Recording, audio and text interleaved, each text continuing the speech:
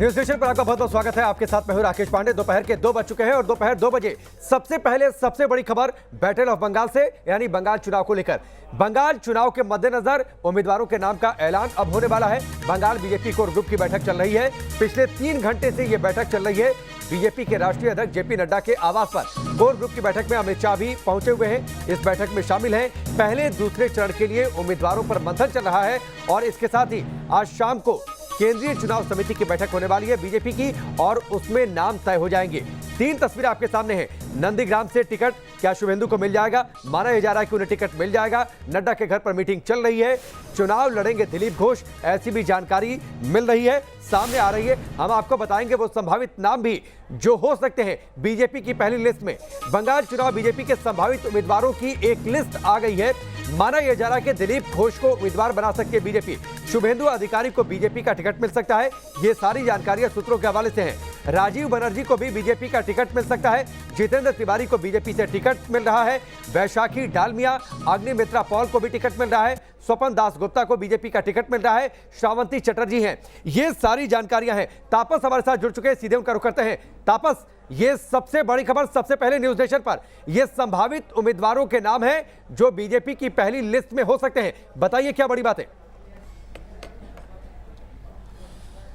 जी देखिए, इसमें बड़ी बात तो ये है कि पहले बीजेपी में जो दूसरी पार्टी से आए हैं और विधायक हैं, विधायक के तौर पर बीजेपी ज्वाइन किए हैं, उन लोगों का नाम रखने की सिफारिश की जाएगी। और खासकर जो चर्चित नाम है पश्चिम बंगाल के, जैसे दिलीप घोष, शुभेंदु अधिकारी, राजीव बनर्जी, इनका नाम भी शामिल रखने के लिए एक लिस्ट बनाया गया। उस लिस्ट में इनका नाम भी रखा गया। अगर आप देखें तो इसमें वैशाली डालमिया और जितेंद्र तिवारी, शोभन चैटर्जी, इन सब का नाम होने का पूरा संभावना है। अशोक दिंदा है उसमें, सब्यसाची दत्ता है, शिलभद्र दत्तो है, ये सारे बड़े नाम है। भारती घोष है, ये सारे ही बड़े नाम है पश्चिम बंगाल बीजेपी के। और इनके नाम को यहाँ पे शामिल इसलिए किया जा रहा है क्योंकि ये एक तरह से पश्चिम बंगाल में काफ़ी परिचित इनका इमेज है और क्लीन इमेज भी है। इनमें से ज़्यादातर जो नेता हैं और साथ ही मजे हुए खिलाड़ी भी है। तो किसी भी सूरत पर हमें मालूम है कि कांटे की टक्कर हो सकती है बीजेपी और तृणमूल कांग्रेस के बीच। तो किसी भी तरह से पश्चिम बंगाल बीजेपी से मैं कोई रिस्क उठाना नहीं चाहती, तभी इन परिचित नामों को सामने रखा गया है। हालांकि पूरी तरह से जो फाइनल फैसला होगा वो दिल्ली में आज जो बैठक हो रही है उसके बाद ही सामने आएगा। ठीक है, रविकांत जी हमारे साथ दिल्ली से जुड़े हुए। रविकांत, पिछले 3 घंटे से कोर ग्रुप की बैठक चल रही है। माना यह जा रहा था कि प्रदेश चुनाव समिति जो है उसने 4 से 5 नाम एक सीट के लिए फाइनल किए हैं और उसी पर यह मंथन चल रहा है। लंबी चलेगी बैठक अभी?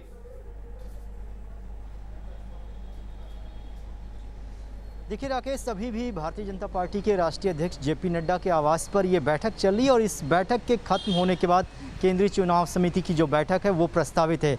लेकिन जानकारी ये मिल रही है कि ममता बनर्जी के सामने भारतीय जनता पार्टी किसे उतारेगी, क्योंकि ममता के लेवल का फेस जो है अभी भी पश्चिम बंगाल में बीजेपी के सामने नहीं है। वो मोदी के चेहरे को आगे करके जा रहे हैं। अगर दिलीप घोष का नाम आता है, ऐसे में पार्टी ये मैसेज देगी कि हमने अपने चेहरे को प्रोजेक्ट किया।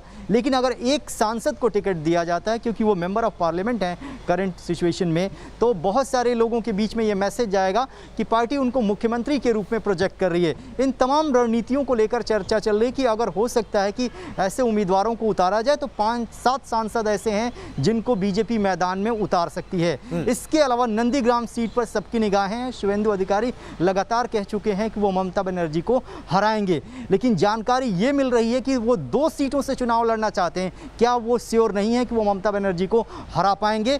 तो ऐसे में अगर पार्टी उनको 2 सीटों पर लड़ाएगी तो मैसेज बिल्कुल गलत जाएगा कि बीजेपी डर गई है ममता बनर्जी से। तो तमाम रणनीतियों को लेकर चर्चा चल रही है। उम्मीद की जा रही है कि मीटिंग जो है इस पर बातचीत आगे होगी, इस पर बातचीत आगे होगी। वैसे दिलीप घोष ने पहले कह दिया है कि ममता बनर्जी डर रही है। खैर, कब तक लिस्ट आएगी इस पर आगे मैं आपसे और जानकारी लेता हूं। लेकिन इस वक्त की बड़ी खबर एक और है। 2 चरणों के उम्मीदवारों के टिकट आज फाइनल कर दिए जाएंगे बीजेपी के द्वारा। कैलाश विजयवर्गीय जो कि बीजेपी के बंगाल प्रभारी हैं, उन्होंने ये बयान दिया है और ये कहा है कि आखिरी फैसला केंद्रीय नेतृत्व का होगा, लेकिन 2 चरणों के टिकट फाइनल हो रहे हैं। सुनिए। देखिए, एक हमारे यहाँ प्रक्रिया होती है। पहले जिले के कार्यकर्ताओं से हमने नाम लिए, फिर कोर कमेटी में हमने चर्चा किया, फिर प्रदेश की चुनाव समिति उसमें हमने पैनल बनाई है 3-3 नामों की। वो लेकर अब राष्ट्रीय अध्यक्ष जी के यहाँ जाएंगे, उनसे चर्चा करेंगे और कोशिश करेंगे कि एक एक नाम उसमें से निकल जाए, फिर शाम को चुनाव समिति के सामने वो सारी लिस्ट प्रस्तुत करें। कोशिश करेंगे कि आज हो जाए। सर अभी जो बैठक हुई उसमें किन किन चरणों को प्राथमिकता में रखा गया, प्रथम चरण के अलावा? 2 चरण। सर एक सवाल है कि टीएमसी इस बात का आरोप लगा रही है कि कोविड का जो सर्टिफिकेट है उस पर प्रधानमंत्री की तस्वीर लगी है, इसको लेकर इलेक्शन कमीशन से शिकायत किया गया टीएमसी के द्वारा। अरे भाई, जो प्रधानमंत्री सड़क योजना में ममता जी ने अपना फोटो लगा रखा है पूरे बंगाल के अंदर, प्रधानमंत्री आवास योजना में ममता जी ने अपना फोटो लगा रखा है। जरा ममता जी ये तो देखिए कि उनके राज्य में क्या हो रहा है। पहली सूची कब आएगी सर? पहली सूची ये रविकांत और तापस दोनों हमारे साथ जुड़े हुए हैं। कैलाश विजयवर्गीय को आपने सुना। रविकांत, 2 जानकारी आपसे चाहूंगा। एक तो ये कि माने कि आज टिकटों के नाम आते, फाइनल होते, ऐलान होते देर रात हो सकती है, देर शाम हो सकती है, क्योंकि अभी तो बैठक चल रही है। इसके बाद केंद्रीय नेतृत्व की बैठक होगी, जो केंद्रीय चुनाव समिति है, उसके बाद नामों का ऐलान होगा, तो देर रात संभावना है। दूसरी जानकारी ये कि जो आप जिक्र कर रहे थे कि ममता बनर्जी के खिलाफ चुनावी मैदान में कौन हो, क्या इस पर सहमति बनाते हैं? विचार विमर्श करने में ज्यादा समय लग रहा है? देखिए राकेश, आपके पहले सवाल का जवाब दूं। केंद्रीय चुनाव समिति की जो बैठक है वो शाम 7 बजे प्रस्तावित है और इसमें 60 उम्मीदवारों के नाम का ऐलान होने वाला है। और केंद्रीय चुनाव समिति के जितने मेंबर हैं, हर एक उम्मीदवार पर अगर 4 से 5 मिनट का भी समय लेते हैं तो आप आकलन कर सकते हैं कि देर रात तक, यानी 11-12 बजे तक ये बैठक चलने की संभावनाएं जताई जा रही हैं। और बीजेपी का एक प्रावधान रहा है कि या तो वो प्रेस कॉन्फ्रेंस करके उम्मीदवारों का नाम ऐलान करती है या प्रेस रिलीज़ के माध्यम से। तो देर रात ही उम्मीदवारों के नाम सामने आने की पूरी संभावना है। दूसरे सवाल का जवाब ये है कि बीजेपी कहीं से ये मैसेज नहीं देना चाहती बंगाल की जनता को कि वो ममता बनर्जी से किसी भी लेवल पर कम है। इसलिए कौन सा उम्मीदवार होगा ममता बनर्जी को उलझाने के लिए, क्योंकि ममता बनर्जी को नंदीग्राम में घेरना बीजेपी की रणनीति का हिस्सा है। इसलिए शुभेंदु अधिकारी जो उनके सबसे खास आदमी थे वो इस वक्त बीजेपी के साथ हैं। ऐसे में उनके नाम पर चर्चा चल रही है, फाइनल मुहर नहीं लगी है। सुबह भी एक बैठक हुई थी और उसके बाद बीजेपी कोर कमेटी की बैठक चल रही है। चुनावी मौसम है और चुनावी मौसम में जब लड़ाई अपने चरम पर पहुंचती है, रविकांत कोई दिखाना नहीं चाहता कौन किससे डरा है और कौन कितने पानी में है।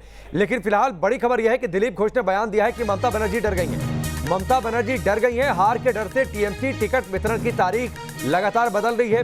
यह बात कही है बंगाल बीजेपी अध्यक्ष दिलीप घोष ने। 200 से ज्यादा सीटें भारतीय जनता पार्टी जीतने जा रही है। एक बार फिर से उन्होंने दावा किया है, सुनिए।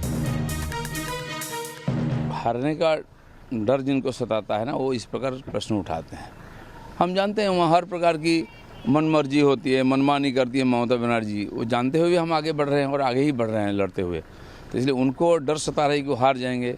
उनका मंत्री सीपीएम कांग्रेस को बोलते हैं आप आ जाओ साथ में, आप लड़ नहीं पाओगे। वो खुद जान के वो भी लड़ नहीं पाएंगे, इसलिए सबको साथ मिला रहे हैं। हम बोलते हैं आप सब एक हो जाओ, सबके खिलाफ लड़के हम जीतेंगे। लंबे वक्त से आप लोग वहाँ मेहनत कर रहे हैं, अब समय नज़दीक आ गया है। कितनी उम्मीद अभी भी 200 प्लस में है या कुछ आगे पीछे हो रहा है? 200 के नीचे नहीं है, आगे ही जाएगा। और ये तैयारी आज नहीं, 5 साल पहले से हमने शुरू किया है। उसका फेज बाय फेज हम आगे बढ़े हैं। लोकसभा चुनाव में उसका नतीजा सबको पता चला कि क्या होने वाला है। और 19 में हाफ और 21 में साफ का जो स्लोगान था उसी तरह हम बढ़ रहे हैं। एक आखिरी सवाल, ममता बनर्जी ने भी अभी तक अपने सीटों को डिक्लेयर नहीं किया है, लेकिन वहाँ से कहा जा रहा है कि भाजपा लेट कर रही है। हम लोग 2 बार उन्होंने डेट चेंज किया, हमने घोषणा नहीं की। हमारी पद्धति है, हमारे सेंट्रल जो पार्लियामेंट्री बोर्ड है वहाँ आता है, वहाँ से घोषणा होता है। वो प्रक्रिया में हम हैं। वो तो पहले बोले हम आज घोषणा करेंगे, फिर काल करेंगे, क्योंकि उस लिस्ट कोई ना कोई रोज़ बाहर चला जाता है या तो हमारी पार्टी में आ जाता है। तो एक त्रिशंकु में वो है कि क्या निर्णय लें, कैसे लें, समस्या उनकी है। बिना चेहरे के जाना आपको नहीं लगता थोड़ा सा भारी है, क्योंकि सामने ममता बनर्जी इतने प्रदेश जीत लिया बंगाल में बिना चेहरे के, तो बंगाल नहीं जीत पाएंगे। दिलीप घोष को आपने सुना। तापस का रुख करते हैं। तापस, बार बार तारीख क्यों बदल रही है टीएमसी?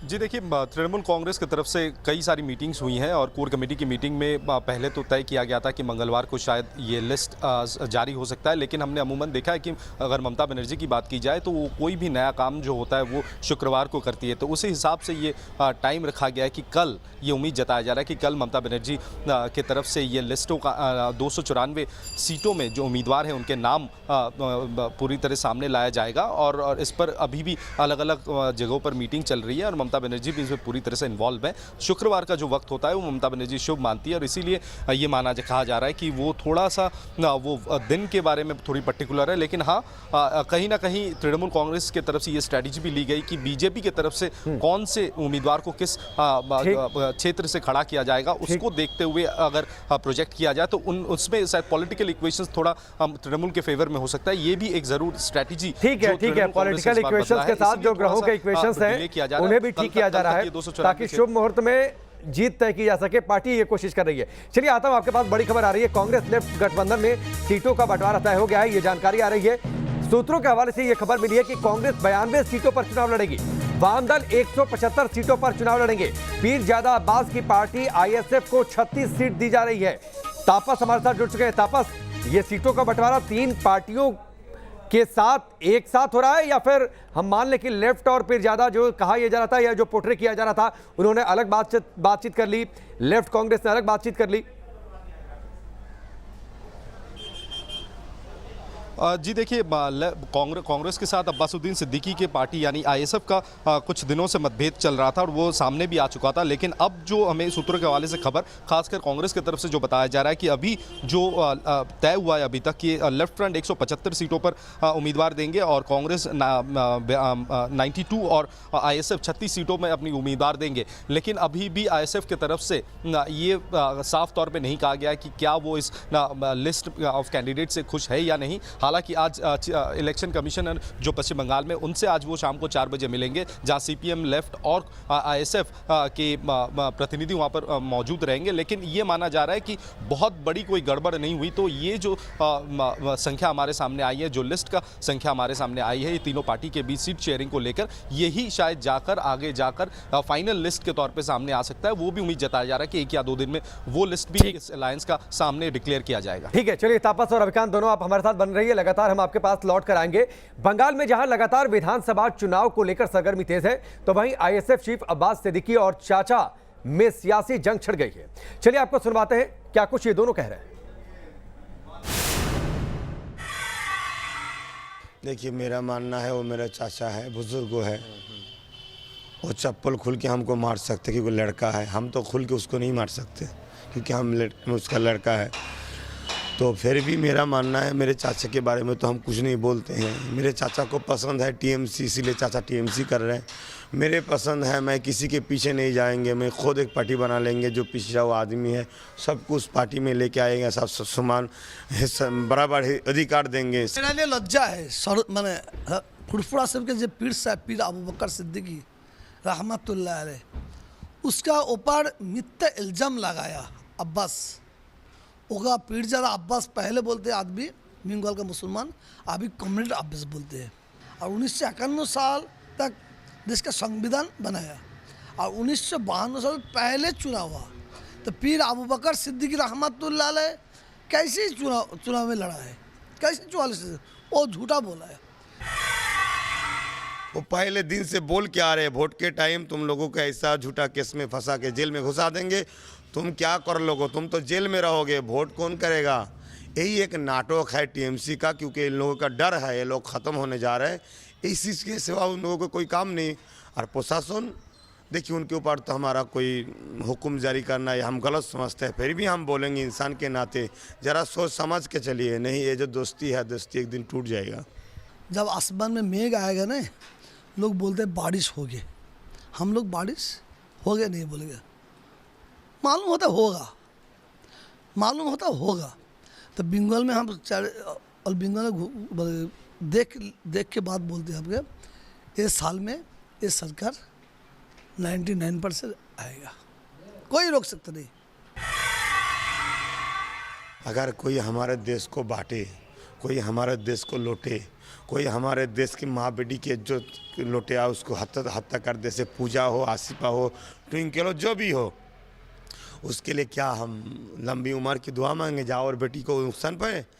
तो इसके लिए इसके पीछे कुछ बात है जिसके लिए हमने बद्दुआ की है खुदा के दरबार में उन लोगों के लिए जो लोग हमारे देश को नुकसान पहुंच रहे, मगर उसको आगे पीछे कुछ नहीं दिया है, उसको कटिंग करके छोड़ दिए। जैसे लोग हमको गलत सोचे, हमसे लोग हट जाए, यही ये लोग चाहते हैं। हमारा घर का मामला है।